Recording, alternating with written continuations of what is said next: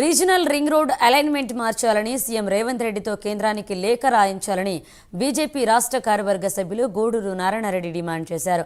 Bhuvanagiri MP Chamala Kiran Kumar Reddy, MLA కుంభం అనిల్ కుమార్ రెడ్డిలను ఆయన సవాల్ చేశారు. RRR భూబాధితుల సమస్యలు పరిష్కరించాలని జిల్లా కలెక్టరేట్ ముందు ధర్నా నిర్వహిస్తామన్నారు. ఈ ధర్నాకు జాతీయ ఓబీసీ అధ్యక్షుడు డాక్టర్ కె లక్ష్మణ్ హాజరవుతున్నారన్నారు. రైతులంతా మహాధర్నాకు రావాలని నారాయణరెడ్డి పిలుపునిచ్చారు.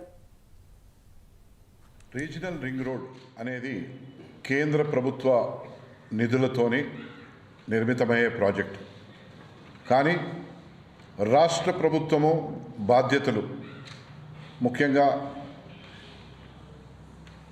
Land survey, land acquisition notification, contract execution, ఈ మూడు కూడా రాష్ట్ర ప్రభుత్వ పరిధిలోనివి. ఇది గత 3 సంవత్సరాల నుంచి ఈ ప్రాజెక్టు అమలు చేయాలని అటు కేంద్ర ప్రభుత్వము, అప్పుడున్న రాష్ట్ర ప్రభుత్వం కేసీఆర్ ప్రభుత్వం, ఈనాడున్న రేవంత్ రెడ్డి గారి ప్రభుత్వం కూడా ముందుకు సాగుతున్నది.